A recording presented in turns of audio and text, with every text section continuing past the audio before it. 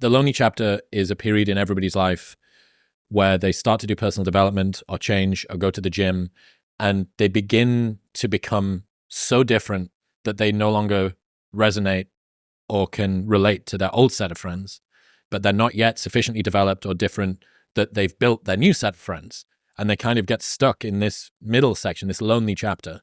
And you're so different you can't resonate. You're not yet different that you've developed a new one. And it's like, you know, in the movies, the Rocky montage is 90 seconds, but in your life, it can be 5 years. And you have no guarantee of glory. You have no understanding of whether or not it's even going to work.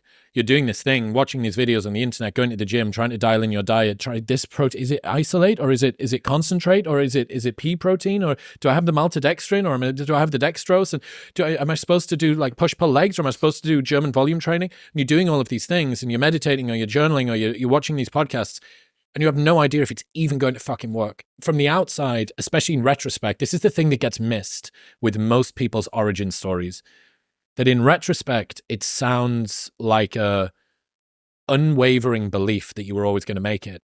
But at the time, what it feels like is just chronic uncertainty and this desperate desire to change. But you don't even have the glory of knowing that you're going to be victorious on the other side of it. Right. You end up in this bizarre, it's very mundane.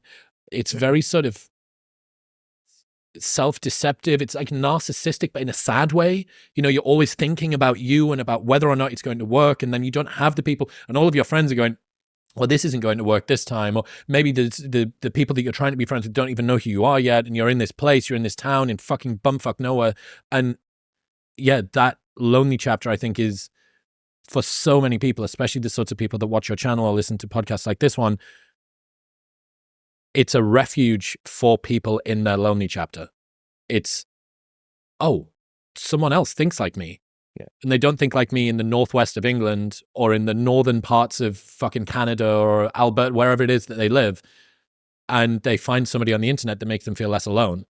And they go, okay, this hopefully gives me proof. But that's the bit that gets missed. The bit that gets missed in most people's origin or come up stories or development stories or the hard pivot or whatever is the amount of uncertainty that you just wallow in. You're just like drowning in a lack of